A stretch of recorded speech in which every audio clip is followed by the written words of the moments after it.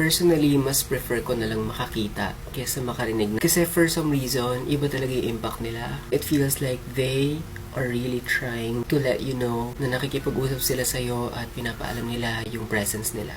Itong recording incident na na-experience ni Sender, nangyari siya ngayong year lang, last April 4, sa North Caloocan, sa isang village sa Barangay 173. Isang gabi, kasama niya yung 3 barkada niya, and lahat sila lalaki. Meron silang pupuntahan, at habang binabaybay nila yung daanan, napag-usapan nila yung isang krimen na nangyari sa lugar na yun. Yun ay isang krimen na kung saan may isang babaeng ginahasa, tsaka pinatay. Habang pinapag-usapan nila yon, para hindi sila matakot, nagtatawanan sila, nagbibiruan. Siguro coping mechanism nila yon para hindi sila matakot.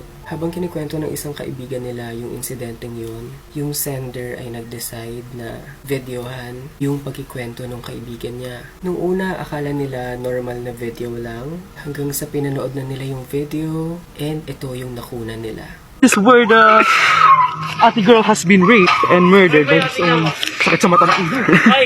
Kung mapapansin ninyo, parang normal na video lang siya.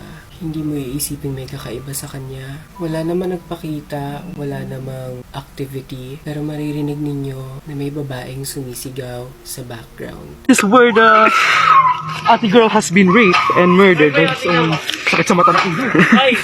After nilang mapanood yung video, lahat sila natakot, kinilabutan at nanlamig. What they did is nag-cleansing sila in a Catholic manner. Kasi yung sender wants to be a priest someday. So may alam siya sa cleansing, sa deliverance, mga cleansing prayers. And gladly, yung babae ay hindi sumunod sa mga kaibigan niya. But he eventually realized na siya pala ang sinundan. Hindi lang at the moment na sumunod sa kanyang babae, kundi sinundan din siya hanggang sa bahay nila.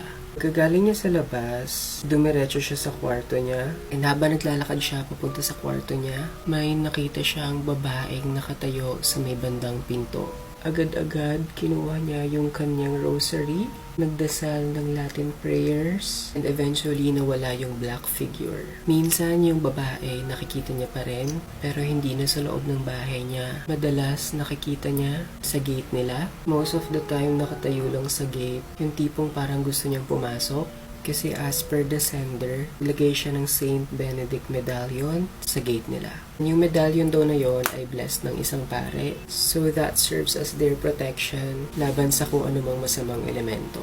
After all the experiences nung sender mula nung napag-usapan nila yung babaeng biktima ng krimen, I personally think na hindi kaluluwa yung sumunod sa kanya. Kasi ang lakas ng pakiramdam ko na it's yung sumunod sa kanya at gustong pumasok sa bahay nila.